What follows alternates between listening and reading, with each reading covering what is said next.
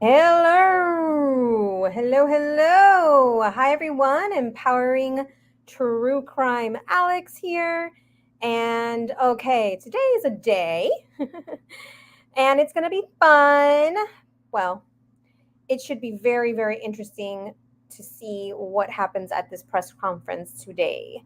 So I'm looking forward to that and seeing what happens. All right, so I have a few things that I want to share with you. And for now, I'm just checking to see if we're actually live. And it appears that we are. Yay. Okay, great. Awesome. We're live. Okay, great. All right, so a couple of things I want to share with you. So, for those of you who don't know me, my name is Alex, and I am passionate about everything that has to do with true crime, advocacy, um, just really having consciousness in the way that we present true crime, in the way that we present crime, and finding resolution. So I always like to say, educate, advocate, eradicate. Right. So I really want to share the stories, share the voices for those who are voiceless. Alrighty. So a couple of things I want to do. So the press conference starts at 4 Eastern.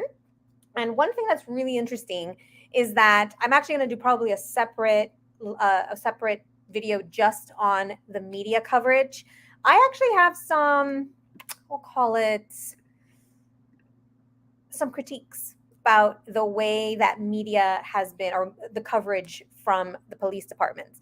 And I had some early on for this situation, for this case, and they have seemed to be redeeming themselves over the last few days. So I'm proud to say that maybe they've gotten some criticism. Maybe they've watched my last YouTube video. I don't know, but I'm glad to say that the communication from the Moscow Police Department has improved significantly over the last few days. So I'm really glad to say that.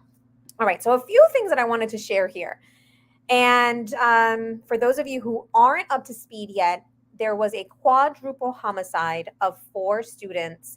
In actually, I'm going to read something just to the point that I just made, and I'm just going to, I'll just say the quadruple homicide: 4 students from the University of Idaho in Moscow, Idaho, and they were off campus. It was an off-campus house. There were 5 people living in that house. 3 of them died, and then the boyfriend of one of the girls that was in the house died. 2 remaining roommates survived, and it was a horrific stabbing of each person individually in their sleep. So pretty awful. And I'm going to present a couple of things here that I just wanted to share. And so first, and this is just so that we have some context before the press conference. Let's see, we're going to share.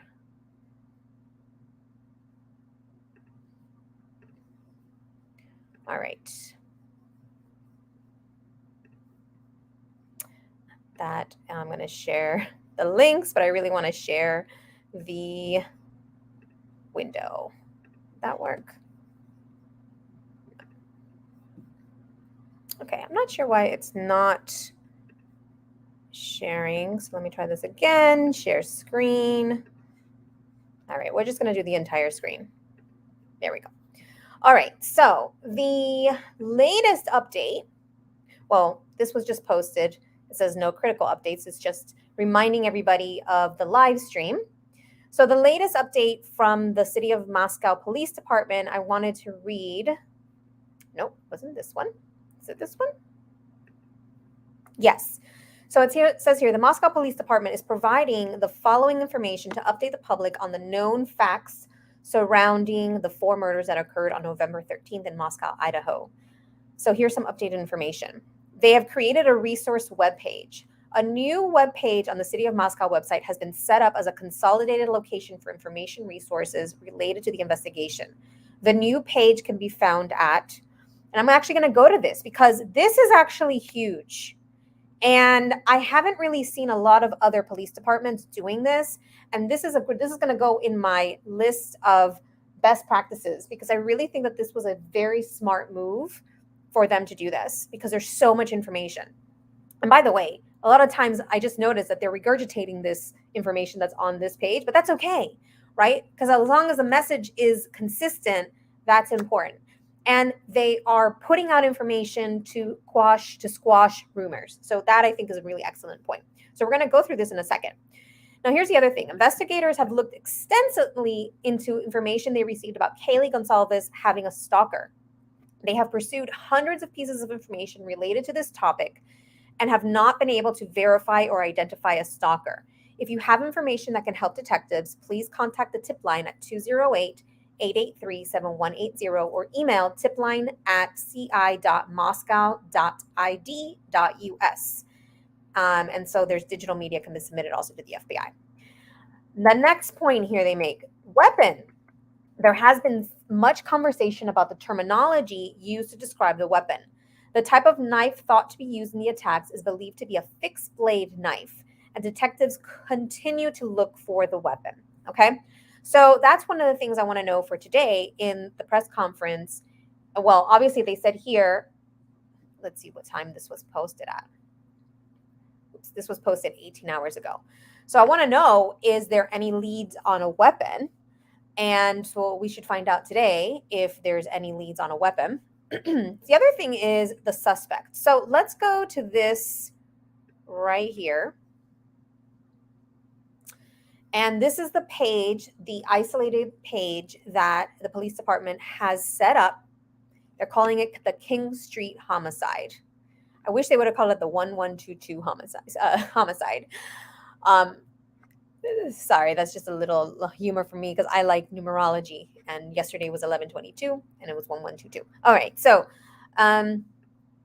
summary. I'm going to read this. And it's funny because this is, I believe, almost word for word what the captain read at the press conference on Sunday. It'd be interesting to see if he reads this word for word. So I'll just read this because it's pretty short.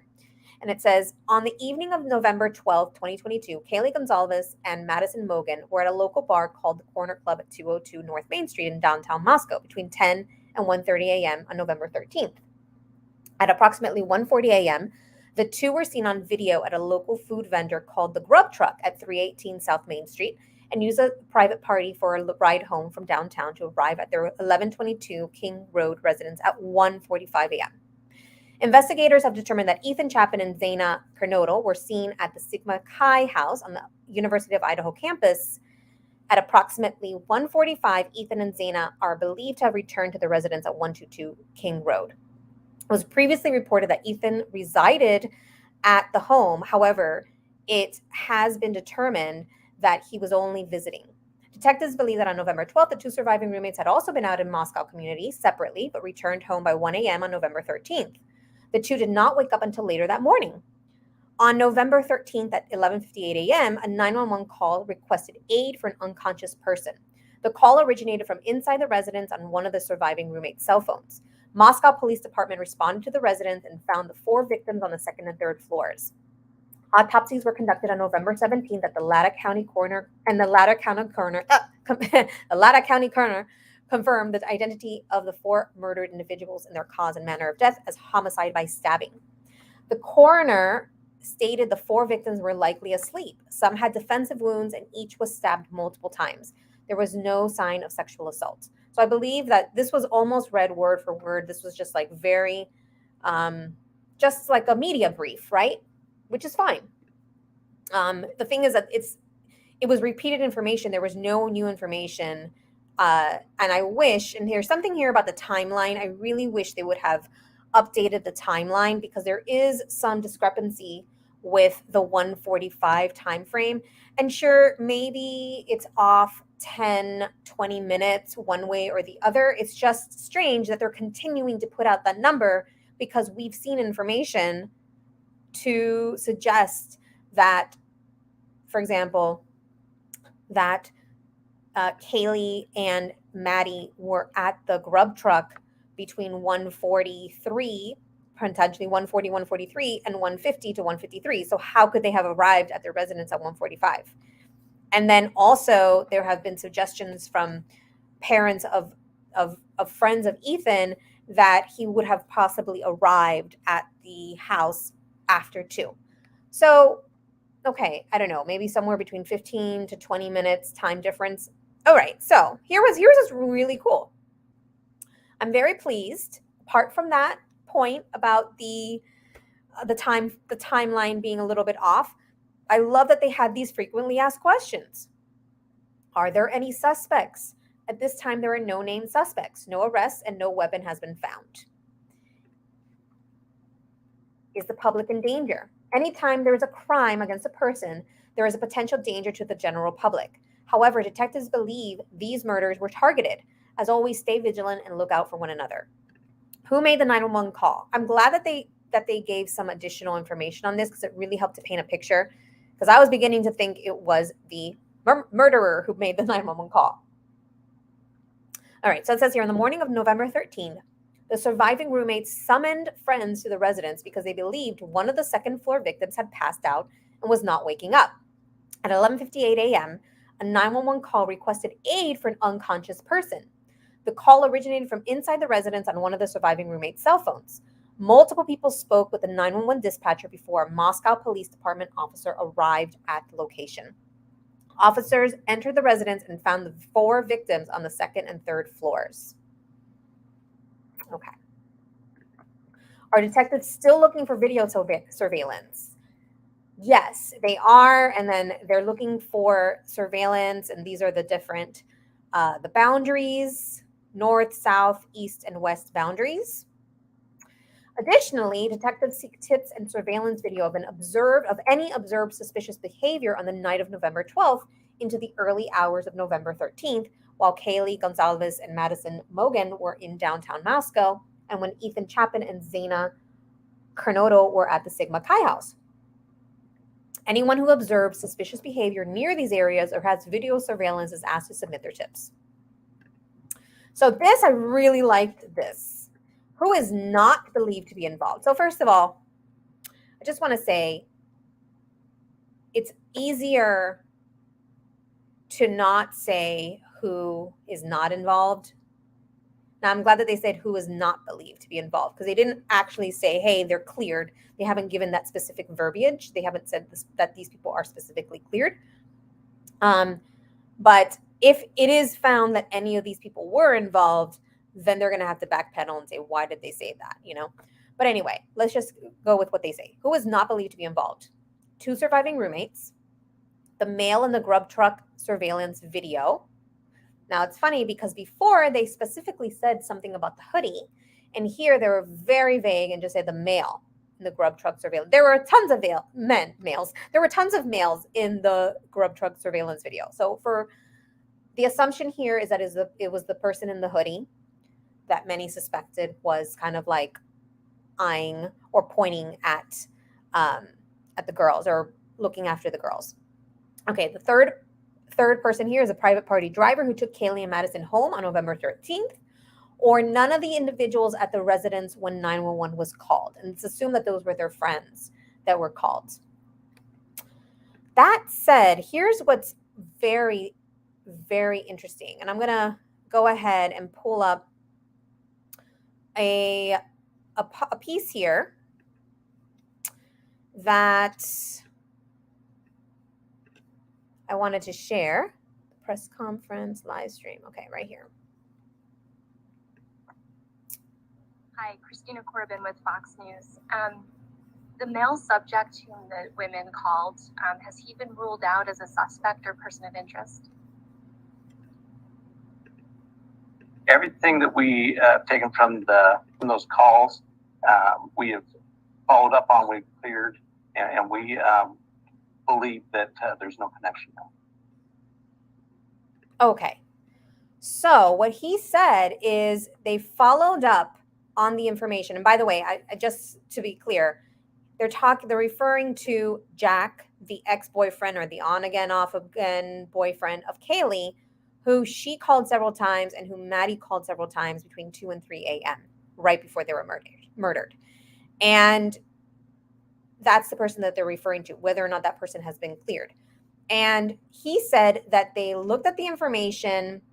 He didn't actually say that the person was cleared, but he said that the information, actually, let's just listen to it one more time. I heard him say that it's not connected. but let's just listen to it again. Everything that we taken from those calls, we have followed up on, we've cleared, and we believe that there's no connection. So he said everything that they've taken from those calls, they followed up, they've cleared, and they believe that there is no connection. I mean, to me, you can kind of infer that he's saying that they are not believed to be connected to the crime. However, when you go back to here where it says who was not believed to be involved, he doesn't include that person. That person's not included here. So that I thought was very interesting when I saw this page today. All right, so let's X out of that. So what other rumors are there? Let's go through some of the rumors. The identity of the 911 caller has not been released. Investigators are aware of multiple phone calls from victims Madison and Kaylee to a male, which is the person we were just referencing a second ago. Online reports of the victims being tied and gagged are not accurate. Detectives seized the contents of 3 dumpsters on King Road to locate possible evidence, and in previous accounts, it said that there was nothing of interest or notable that was taken from those dumpsters. Local businesses were contacted to determine if a fixed blade knife has been recently purchased. Once again, it's my understanding that no information was found from that. And then lastly, currently no suspect or suspects is in custody and no weapon has been located. So let's see. That's exactly what I want to know today. Is there a suspect or a new suspect? And is there a weapon has been located? This is from yesterday. So let's see. Hopefully there is some lead. What happened to Murphy, the dog? Oh, where are you, Murphy? What happened to the dog? On the night of the incident, officers located a dog at the residence, and the dog was unharmed and turned over to an animal services and later released to a responsible party. Now, I believe that based on an article that I saw from the New York Post, that Jack, the ex, on again, off again ex of, or boyfriend of Kaylee, has the dog because he's the one who gave Kaylee the dog, or they bought it together. Not quite clear yet on that relationship, but somehow they were like co-parenting the dog. All right. Are reports of skinned dogs related to these? This is just even hard to fathom, but I'm going to just go ahead and say that reports of skinned dog have been determined to be unrelated to this incident, and detectives are also aware of an incident of the report of deceased animals left on a resident's property, and also determined that it is wildlife activity and unrelated to the incident. Ugh. So, okay. Now, it's interesting to note because among, sociopathic or what's referred to as antisocial behavior, serial killer behavior, any type of, what would you call that?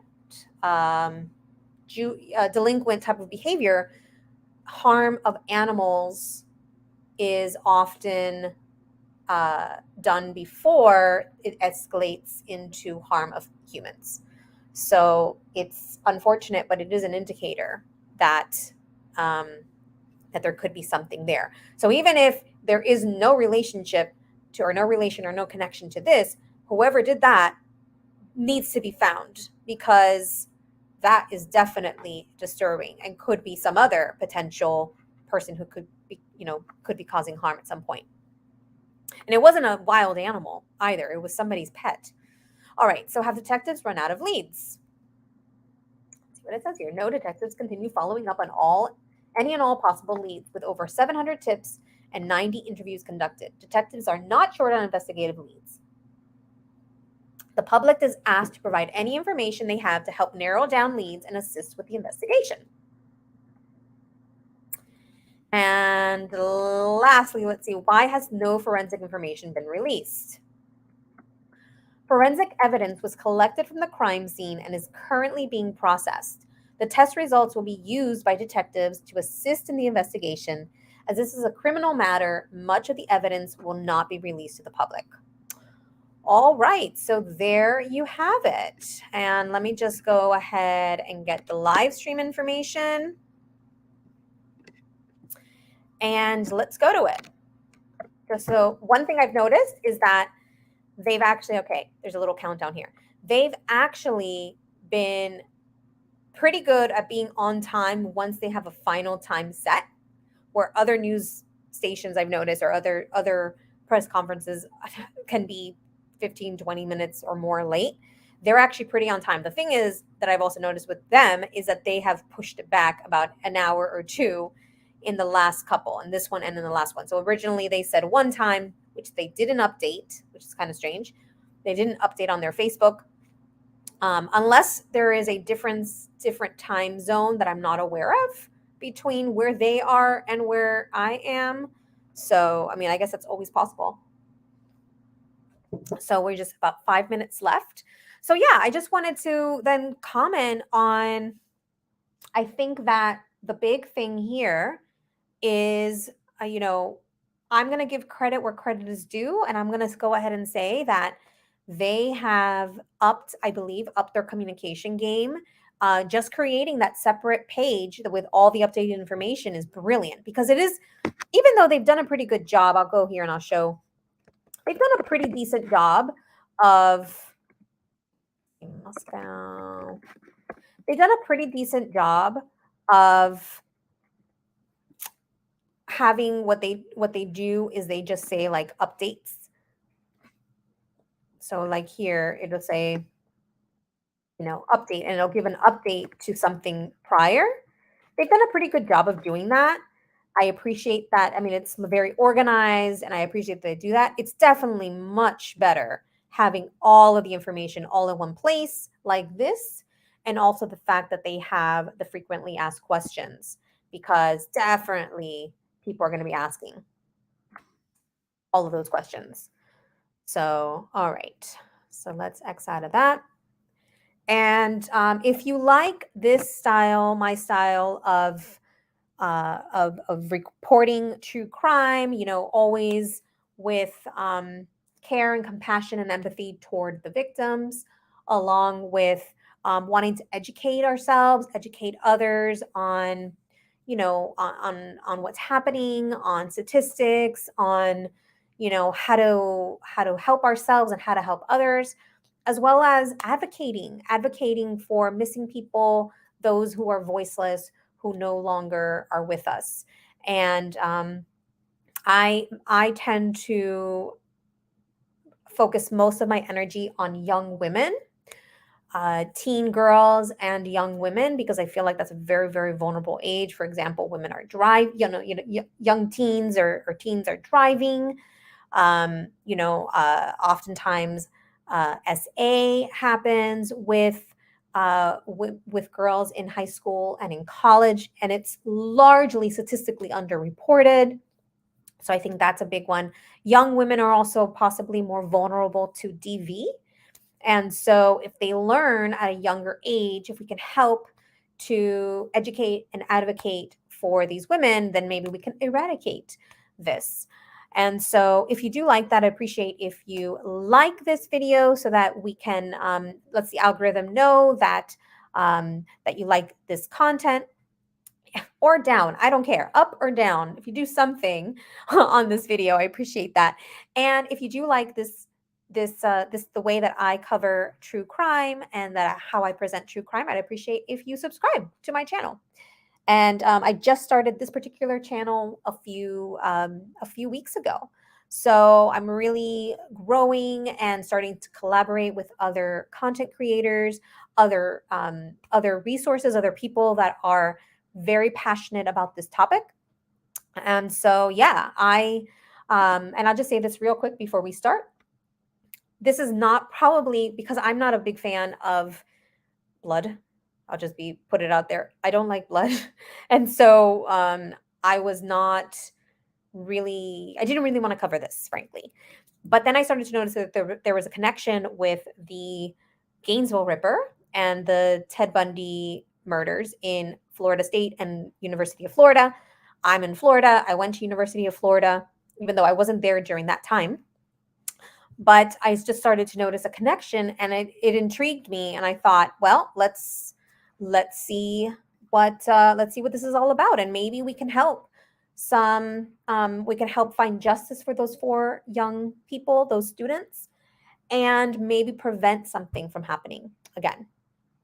And in the future, I'll probably talk about maybe some mental and emotional health topics where maybe we can help to eradicate some of this that's happening. All right, so looks like we're going to get started soon.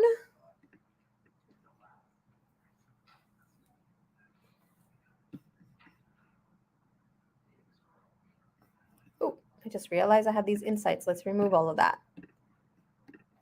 And let me put it bigger.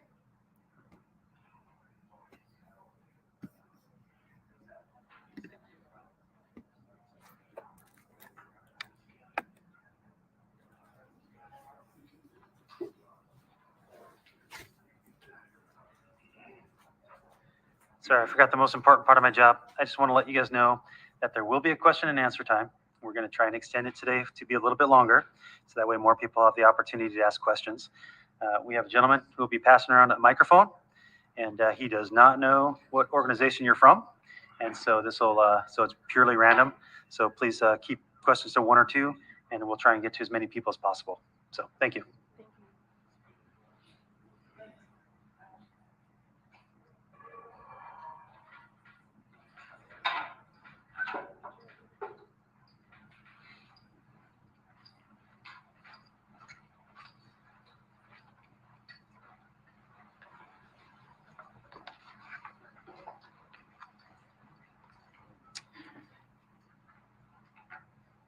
Good afternoon.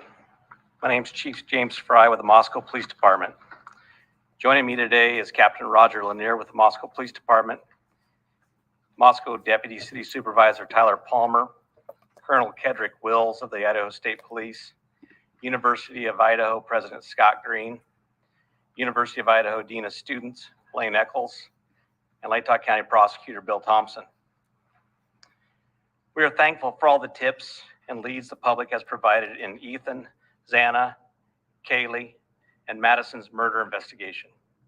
No bit of information is too small, and every tip will be pursued. So far, this information has helped investigators build a picture of the areas of interest and the relationships these 4 had with each other and our community. We still believe there's more information to be gathered, which will continue creating a window through which we view this case. We all want to understand why this happened and what drove someone to do this.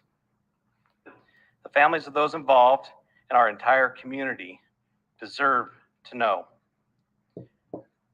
We ask anyone with any information related to what happened with these 4 who are in our community, their interaction with others, and whether they expressed concern or commented about someone or something strange, to get that information to us. Even if you don't believe it is relevant, investigators will review and determine if and how your information builds the picture. Sometimes what a video or picture doesn't show is equally as important as what might be there. Information on how to submit tips and updates on the investigation can be found on the Moscow Police Department webpage. We continue moving forward to understand why this occurred in our community and seek answers to bring justice for the victims and their loved ones, because they deserve it. I personally want you to know we care, and we will continue to work hard to get these answers for these individuals. At this time, I'd like to introduce Captain Roger Lanier for an update on what we can currently share about this investigation.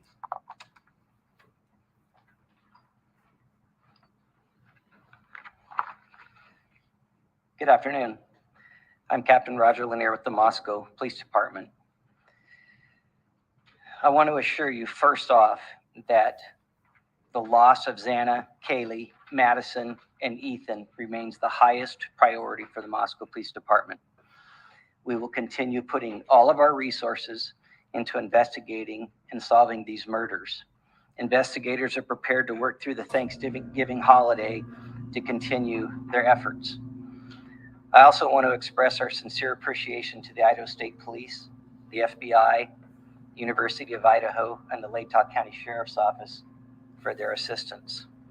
And I especially want to thank the community of Mosco for their outpouring of support through this incredibly difficult time. Today I'm going to recap in brief what we know. I'm going to provide some new information, and I'm going to address some rumors. On the evening of November 12th and into the early morning hours of November 13th, Kaylee and Madison arrived home at approximately 1:45 a.m. after visiting a local bar and a street food vendor. Ethan and Xana were also out in the community at Sigma Chi, and they arrived home at approximately 1:45 a.m. Two surviving roommates who were also out in the community arrived home at approximately 1 a.m. Later, on the morning of November 13th at 11:58 a.m., a 911 call was placed. The call reported an unconscious person. The call originated from inside the residence, and a surviving roommate's cell phone was used. During that call, the dispatcher spoke to multiple people who were on scene. Moscow police officers responded and found two victims, two on the second floor and two on the third floor of 1122 King Road. The results of autopsies indicated that the four were stabbed multiple times and were likely asleep during the attack. Some had defensive wounds, and there was no sign of sexual assault.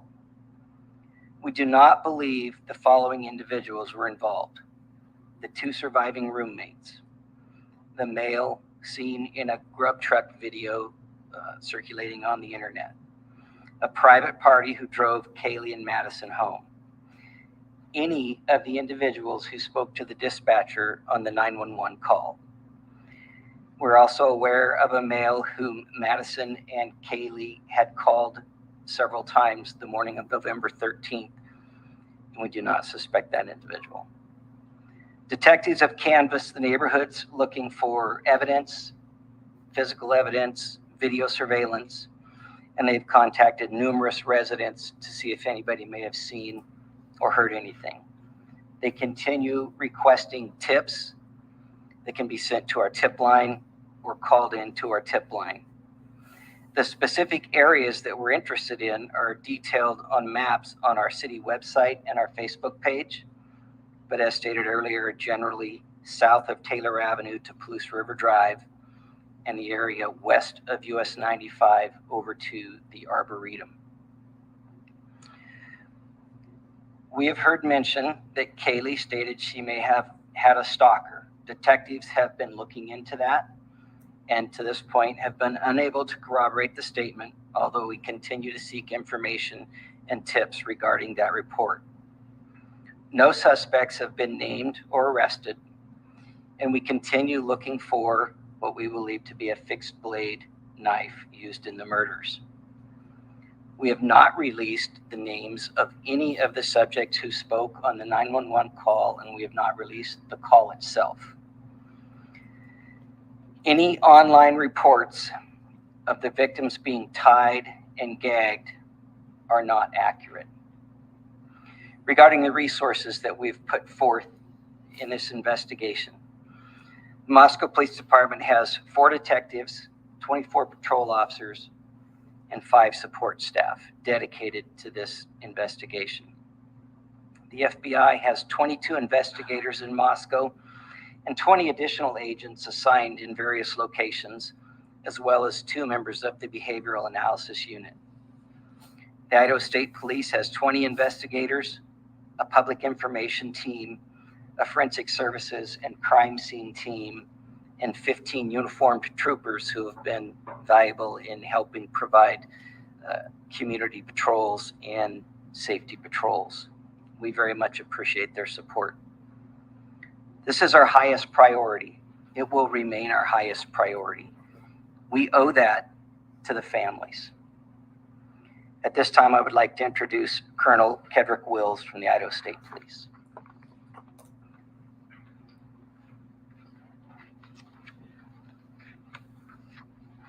Thank you, Captain, and thank you for those that are in attendance today for your attendance. We really appreciate this. What has affected Moscow and the community here has affected all of us as Idahoans. We have a way in Idaho that the communities come together in tough times, and this is one of those tough times. Leads from the community are important, and as the captain spoke, no tip is too small, and we would urge anybody that has any information whatsoever to please provide that to help us solve this case. The lead agency of this case is Moscow Police Department with Chief Fry and his dedicated team of professionals, and the Idaho State Police's role is to support them and their good work here. There is an awful lot of efforts going on behind the scenes, and I'll explain why it's behind the scenes in just a moment. But what can't be seen isn't always known of what we do in law enforcement, and I'd like to explain that in just a moment. But the Idaho State Police and the FBI continue to provide resources to this investigation. I would like to speak for just a moment, if I could, not about this specific case, but rather an overview of how cases are investigated, so that maybe it'll give some sense of the why of the timeline here. We understand you want answers. We want answers too. But these take time, and if I could explain just a minute about the process here of what we go through just generally in investigations. So we use in advanced investigative techniques and crime scene processing. So what happens when a call comes in, the original officers, the first officers that respond to a scene, and then once that they've got their work there and determined that they need some additional investigative assistance, then they call investigators to come and help process that scene. And oftentimes it requires a forensics team to help process that scene. And when I say process the scene, what we're looking for is any evidence that may help us to be able to find the people or person responsible for what we're seeing. And so we're collecting biological evidence, we're collecting latent evidence, whether it's shoe prints or tire marks or anything like that. We're trying to collect that evidence. We're trying to correct, we do that through photographs, we do that through 3D mapping to be able to map the scene. We identify and we mark evidence, and then we collect that evidence. And then we look for any evidence that we think may be helpful. And once that is done, then we package all that evidence up and we send it off to forensics laboratories to be analyzed to see if it can help provide clues of what's happening. All of this takes an immense amount of time. The reason this is important to understand is because it's important that while this is such a tragic circumstance that we find ourselves in law enforcement, we believe we owe this to the surviving families to get this right. And so we're not willing to sacrifice speed for quality. We do testing for blood, we do latent print processing, any documentations for anything at the scene so that we can reconstruct that scene at a later date. If I could share just a few statistics of this particular crime scene. At this crime scene, we collected 103 pieces of individual evidence. We took approximately 4,000 photographs. We've conducted multiple 3D scans of the residence, and we have hundreds of hours used by technicians and investigators, including our forensics team and detectives from multiple agencies. We've processed over 1,000 total tips and conducted 150 interviews. I hope that you understand that gives a little bit of a perception of just how complex this case is. We have the utmost confidence in this investigation and that this investigation will be done right. We ask you and we ask the public to please remain patient as this investigation unfolds.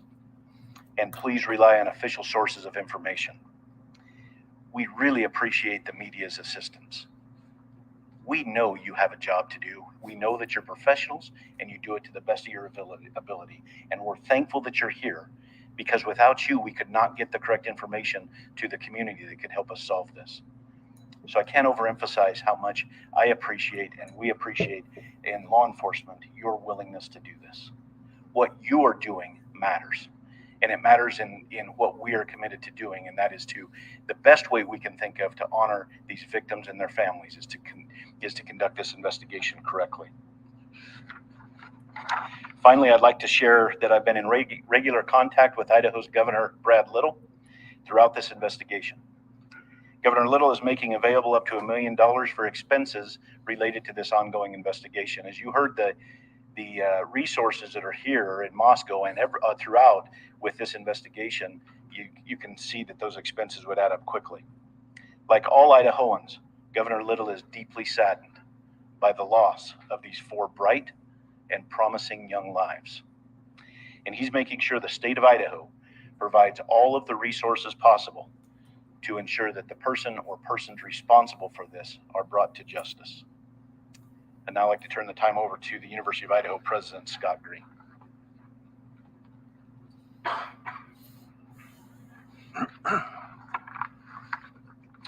Good afternoon, I'm Scott Green, President of the University of Idaho. We deeply appreciate the kind words of support we have been receiving from our alumni and friends, as well as many others who may not know us but have taken time to reach out. People are donating to the victims' GoFundMe pages and the Bruce Pittman Fund for Students in Need. And they're buying personal devices for our students and continuing to look for other ways that they can help. This is what it means to be a vandal.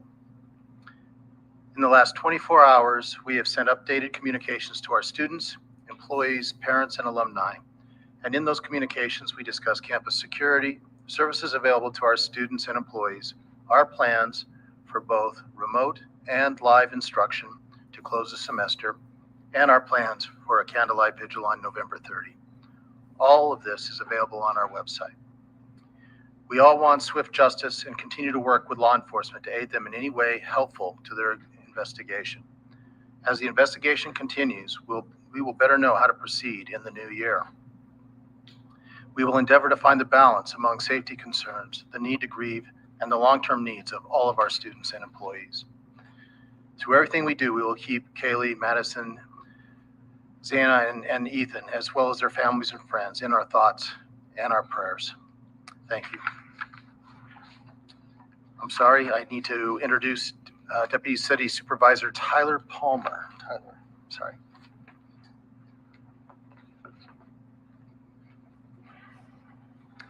Good afternoon. My name is Tyler Palmer. I'm Deputy City Supervisor with the City of Moscow, and I'm here today on behalf of Mayor Arthur Betke, the Moscow City Council, and Moscow City Administration. The loss of Kaylee, Madison, Xana, and Ethan has sent an overwhelming, palpable wave of grief, confusion, sorrow, and anger through our peaceful community. Mayor Betke, with the support of our City Council, has instructed staff to marshal all necessary resources for our law enforcement professionals as they diligently work to assure the safety of every member of this community and find the person or people responsible for this. The outpouring of support, kindness, and genuine empathy locally and even globally has been a humbling reminder that those who want to help far outnumber those who want to hurt. And we take some solace in that. To all of you who've reached out, sent letters and cards, provided food for those working around the clock on this investigation, and offered other resources, we thank you sincerely. These continued acts of charity and humanity remind us why we live in this tight-knit, caring community. The City of Moscow is committed to seeing this investigation through to a successful end and will continue to dedicate whatever resources are necessary for that effort. We are thankful for the immense support from the University of Idaho, Lake County, Governor Little and his office, the Idaho State Police, and the Federal Bureau of Investigation. Moscow is my home.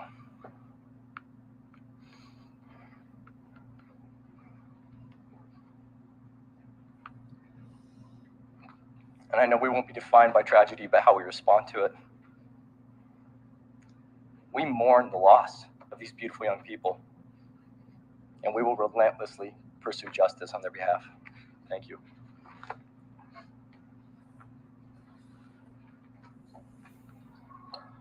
So we would like to open it up to any questions, but I would like to ask if there's an Argonaut reporter here that would like to ask. And then second after that, an Evergreen reporter, if there's one in the room. So let's start with the Argonaut, please.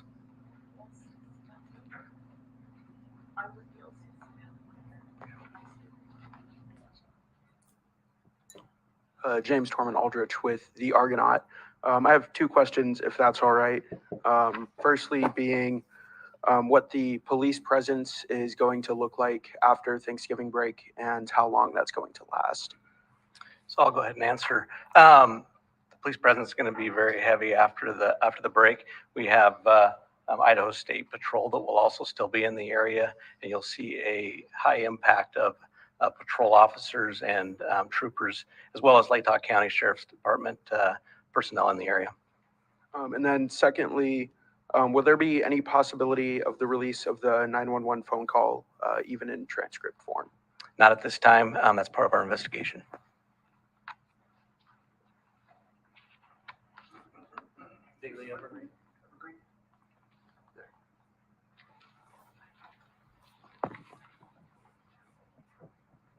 Frankie Beer, the Daily Evergreen. I guess the Moscow PD press release mentioned looking into hundreds of pieces of information about Kaylee's potential stalker. I was wondering what led you to believe she did have a stalker possibly, and why those pieces of information haven't come up with conclusive results. I'm actually going to let Captain Lanier answer this question, okay? Thank you, Chief. We obtained information through some of our interviews that Kaylee had made some comments about a stalker, so that's where that came from. We have followed up looking at specific time frames in specific areas of town. So far, we have not been able to corroborate it, but we're not done looking into that piece of information.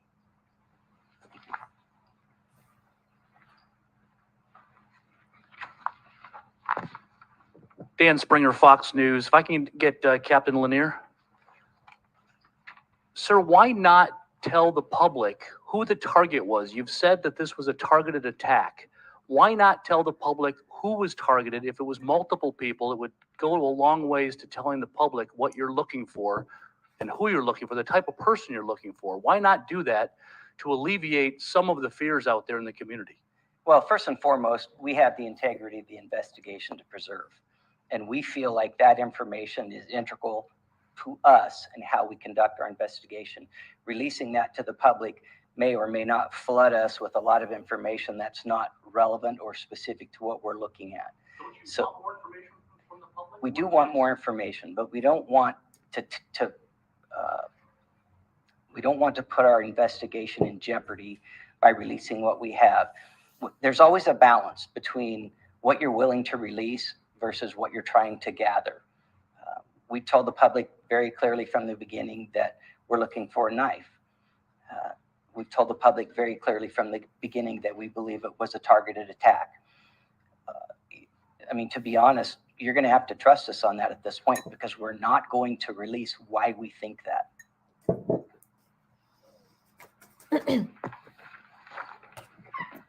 Lauren Patterson, Northwest Public Broadcasting. I see that the FBI set up a special web page just to collect digital information. I'm also curious if any of the investigators can speak to this. Curious if the Wi-Fi hotspot has been tapped at all. It's possible if the suspect had their phone on them, it may have pinged off the Wi-Fi in the residence. Has that been checked on at all? As I stated, our investigation is looking at every avenue of every piece of evidence that we can. The FBI has given us a website for any downloads of video or anything. So we ask people, if you have any of that, to send it to us, please.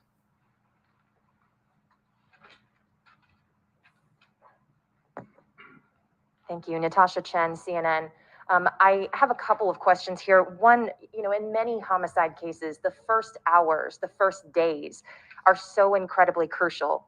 Now that we're moving into a window that's further and further away from the incident, does that concern you about the ability to arrest a suspect? Or do you have information that you simply can't share with us that makes you confident that you're close to solving this? I'm going to have the Colonel step up and address that, please. Well, thank you for the question, and I would like to address it a little more globally than specifically, a little more globally here. Yes, as time goes on, I mean, we're time past the initial calls for service and the initial crime. However, we also, as time goes on, are able to process the forensics evidence, any forensics evidence that we may have collected. And so that helps us. And we're also able to process the tips that continue to come in, which may help us. And so while time in one respect is not beneficial, in another respect it is, because it helps provide us with that whole picture of with all of the information that we're gathering, whether it's evidence or tips or any other information that we're gathering, it may help us to provide a clearer picture. And so it may help answer those questions that we're seeking as well.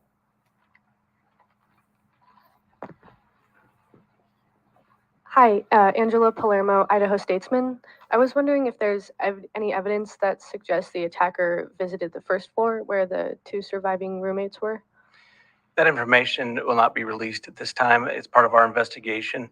And as we stated earlier, there's many things that are involved in an investigation that we will release and things we won't.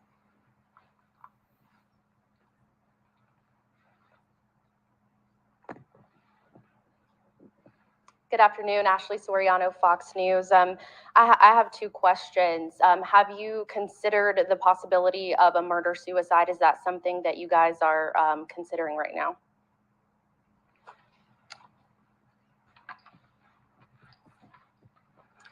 That question has been asked previously, not at a press conference. It's certainly something that we looked at in the early part of the investigation. It is not something that we're looking at this time. And I know some of the investigators' vehicles and police vehicles are coming in and out of the driveway. Do you think that potentially could disturb any tire marks or other evidence? Yeah, so the question has been asked about why did the crime scene tape expand? And that's not uncommon. When the first officers arrived, they tried to cordon off what they thought was important. We immediately expanded that when the investigators got there to process the scene. And logically, as this progresses, and you've seen this through our press releases, we have expanded it to several areas of the city and have in fact canvassed entire neighborhoods. So we try very, very hard to uncover every single bit of evidence possible in an area before we move on to the next area. So yes, we've looked at everything that we think we need to look at in and around the crime scene at this point. Do you believe that cars coming back and forth in the driveway, potentially like tire marks or foot marks, that there could have been? Well, it's a gravel parking area, so it would be hard to say that.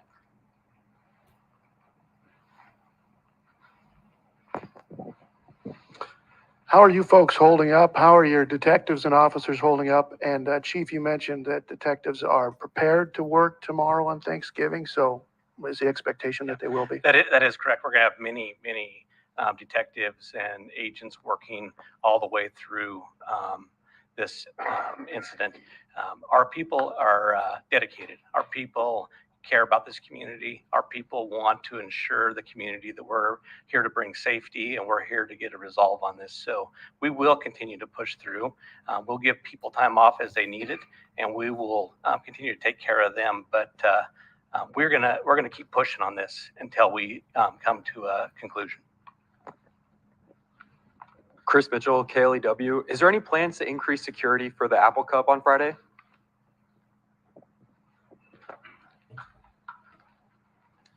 I can't speak to what's going on in the state of Washington. I can only speak to what we're doing here on the campus of the University of Idaho in concert with President Green and his team. We are absolutely, with the Idaho State Police and the Mosco Police Department, we are 100% dedicated to making sure that this continues to be a safe place for students to do what students need to do. And so that's why we have so many uniformed troopers here that aren't necessarily assisting with the investigation, but rather here to help with the campus security. And President Green and his team have been fantastic in helping to strike that balance to make sure that we have law enforcement resources here. So while I can't speak what's going on anywhere else, I can tell you at the University of Idaho, we have a lot of state troopers, and a severe increase of state troopers and Moscow police officers here, both on campus as well as throughout the community.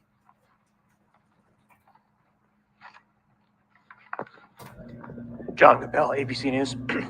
Are investigators looking at any possible connection to an unsolved double stabbing in the Salem, Oregon area about a year and a half ago? Specifically, 2 people stabbed in their home in the middle of the night. Long knife, no suspect at this point. One died, one survived. I think we're looking at every avenue, and we have other agencies reaching out to us with other cases and stuff that we are doing follow-up on. We will continue to follow up on those. Are you aware of that case? I actually had a tip come in on that case, and I forwarded it to our tip line. Okay, one more question. Can you confirm the bodies have been released to the families or are being so released today? I believe they have been released to the family, and I know that I believe one of them has already had a funeral.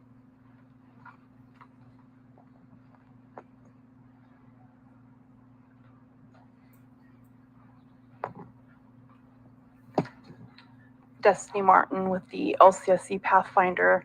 Can you lend any insights into the possibility that the murder weapon is linked to the ROTC program?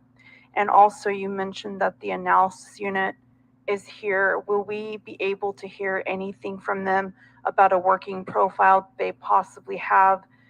And on that note, have you guys ruled out the possibility that the killer might be a female? So we look at every avenue. We're looking at every group of people. Like I said early in our first press conference, we're not going to let any stone go unturned. I believe can you just clarify your second portion of that question? Of the BAU, sorry. Yes, I would like to know if the BAU has a working profile because you look at victimology. Sure. Are you able to tell us who was killed first on the time of death so that we may understand who was, if it was a targeted attack, it would make the most sense if they killed one of the roommates first and then maybe the other two, I know sure. This is not speculation, I'm getting off topic. My question is are you guys looking at a working profile? Have they come up with anything new regarding the motive or intentions of the killer or killers? The BAU unit is working diligently to do what they do. Will that be provided? I'm sure that may be provided once the conclusion of this case comes together. But they are continually taking in information, reading reports, and gathering information for that. Good afternoon, Chief. Amanda Rowley with Crump 2. Seeing some speculation with some of the cars being searched this past week. Wonder if you can squash some of the rumors and that speculation. Is there anything you can share specifically on the white car out front, and then a follow-up for the university? So I'll have Captain Lanier go ahead and come up with that. Thank you. Well, we have looked at a lot of different vehicles. I'm assuming you're referring to the vehicles that were in the parking lot at the time. Yeah, so some of those vehicles belonged to the victims and some belonged to other people in the house. And so for us, that's part of the crime scene. As I mentioned earlier, the crime scene was expanded out through the parking lot. So we wanted to make sure that we looked at those prior to releasing the crime scene. It was part of the initial investigation that night. And for the university, is there any additional information at this time that you can offer about the candlelight vigil, maybe what we can expect from that? And then any other information you can provide about that ask of the community to light the night on November 30th? Thank you for that. I'm going to turn this over to Blaine Eccles at this point. He's actually planning the whole event. Good afternoon. I'm Blaine Eccles, Dean of Students. The vigil is going to be hosted next Wednesday, November 30th at 5 p.m. We have it scheduled for the administration lawn at the moment. We're going to make a final determination on location early next week, just because we're waiting for the weather window to get closer, so we feel comfortable that that's where it will be located. We're anticipating a large turnout of community members as well as university members, students, faculty, and staff at that particular event. And all of the families have been invited to join us if they so wish from that aspect of it. The response has just been absolutely beautiful and overwhelming to the love that has been provided to the institution as well as the family members. The Light the Night event that you're talking about, while I don't have a lot of details on that, is set to coincide at the same time, just so that people that can't be here in person as part of the vigil are going to be able to participate remotely as well.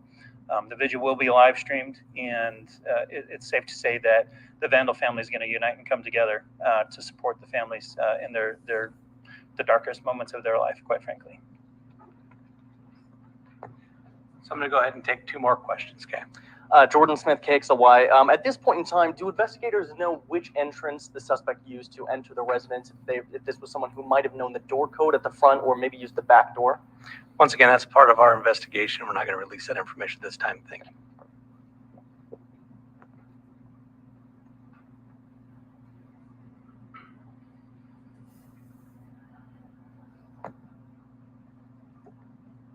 No, Baltimore News 8.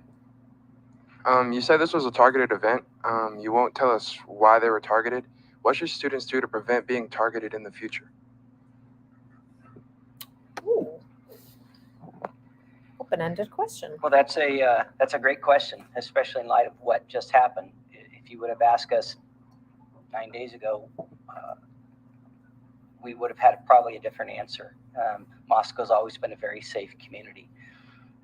In light of this, and maybe we should always look at it this way, vigilance, always traveling in pairs, knowing where you're going, telling someone when you arrive, and just that kind of general awareness. Maybe we should, as a community, have always been doing that. You know, in some ways, this took our innocence. I would tell students that you need to stay with a friend. I know that the university staff is looking at different options to increase some of the safety on campus and providing certain options to students. So, yeah, going forward, there's a lot of things that maybe we wish we would have done before, but we need to start doing now. So I'm going to go ahead and close, but what we do want to let our community know that we do care. We do want to provide a safe environment. We will continue to work hard and we'll continue to do everything we can. We want people to be vigilant. We want people to report anything suspicious to us and let us get there and handle it. But we are here to provide that safety. So I want to thank you today for coming, and I appreciate your questions. All right. So that was interesting. Let me go ahead and remove this for now.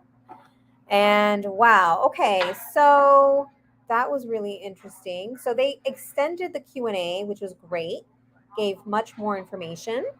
And a couple of things just to recap, because I know that there was a lot of information out there. I took lots of notes. So one thing that was really interesting is that the chief said that they're looking for requests. They're requesting information. Oh no, I'm sorry. They're looking for tips of people who were requesting information that sounded strange or weird.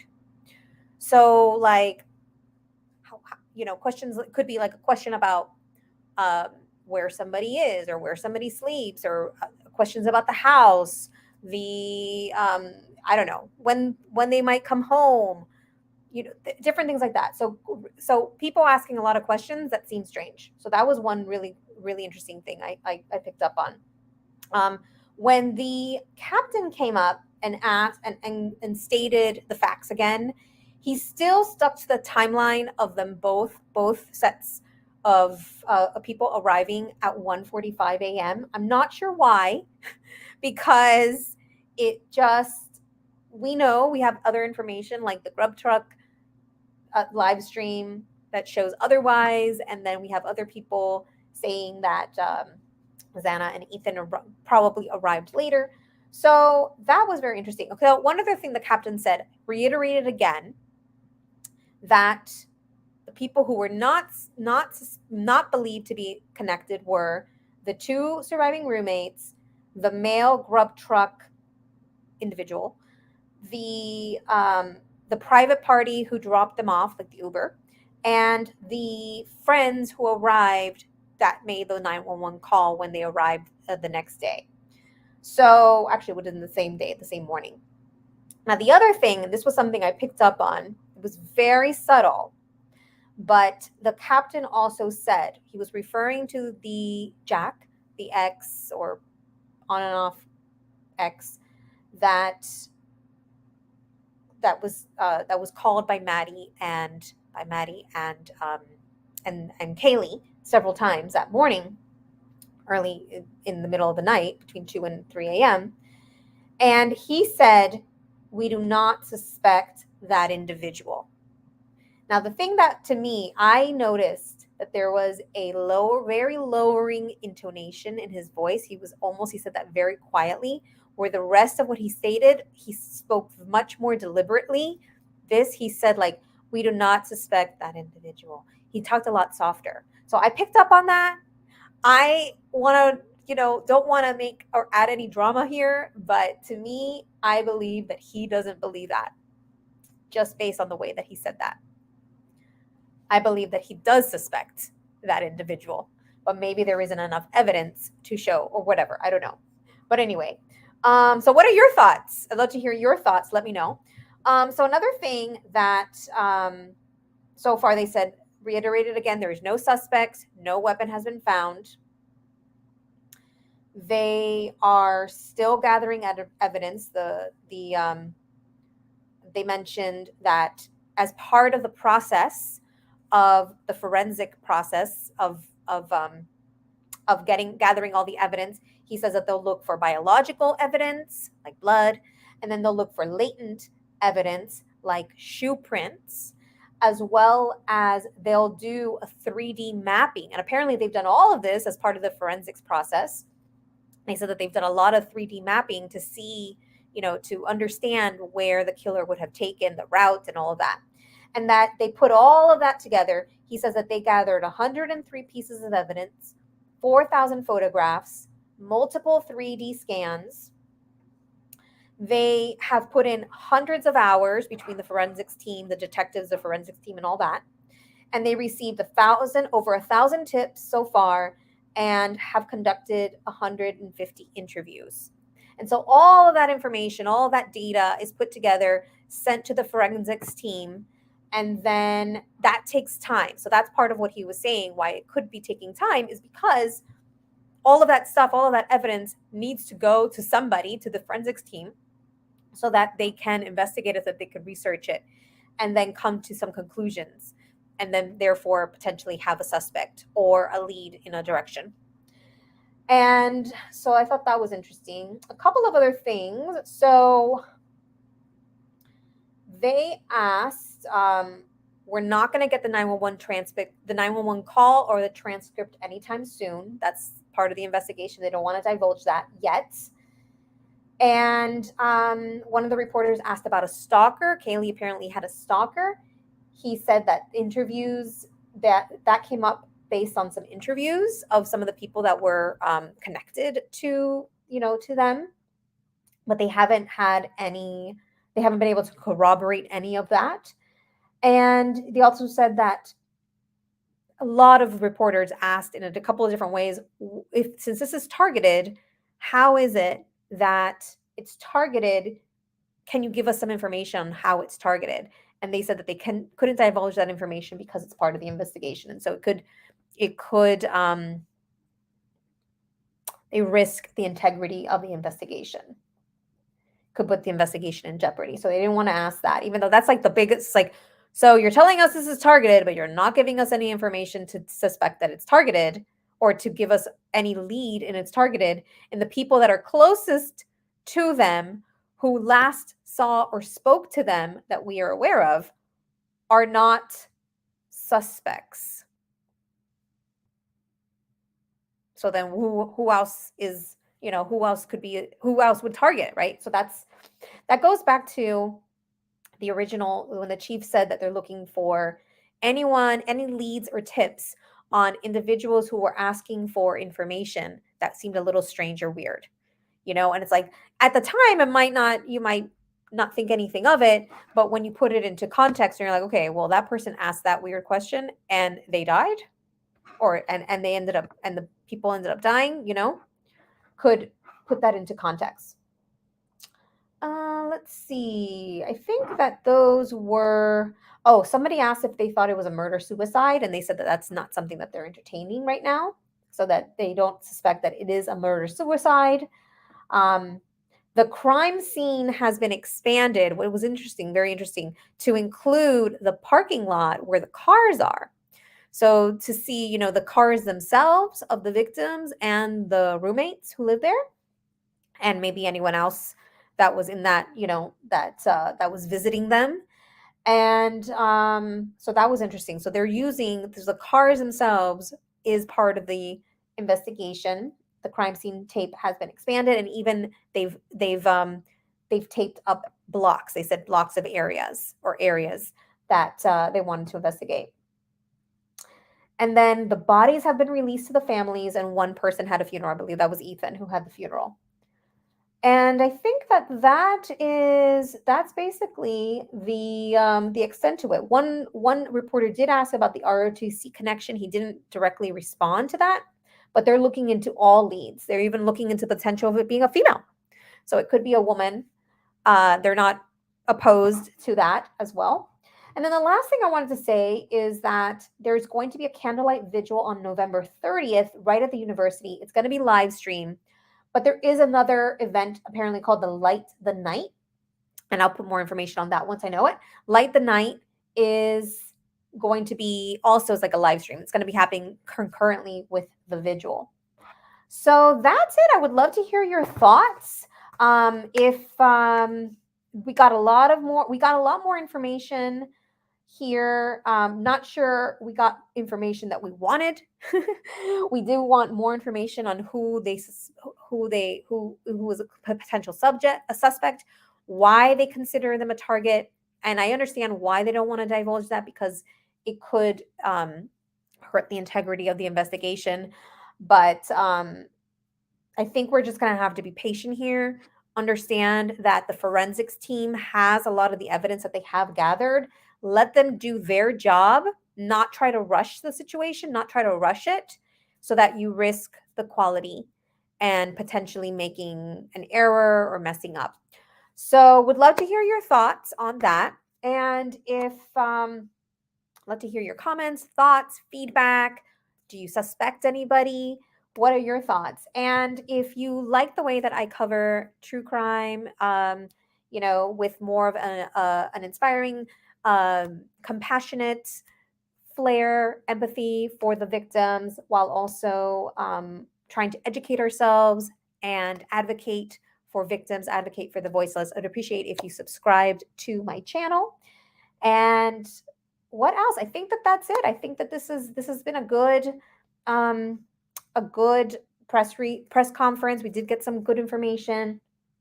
Maybe not all the information that we wanted, but and one last thing I will say, I will end with this. What is a vandal? They're called vandals, the University of Idaho vandals. The president literally said, and he paused, and I think it sounded a little weird. This is what it is to be a vandal. So if you know what a vandal is, let me know in the comments as well. All right, everyone. Appreciate you. Let me know in the comments. Stay safe, stay thriving, stay empowered. And I'll talk to you in the next one. Bye.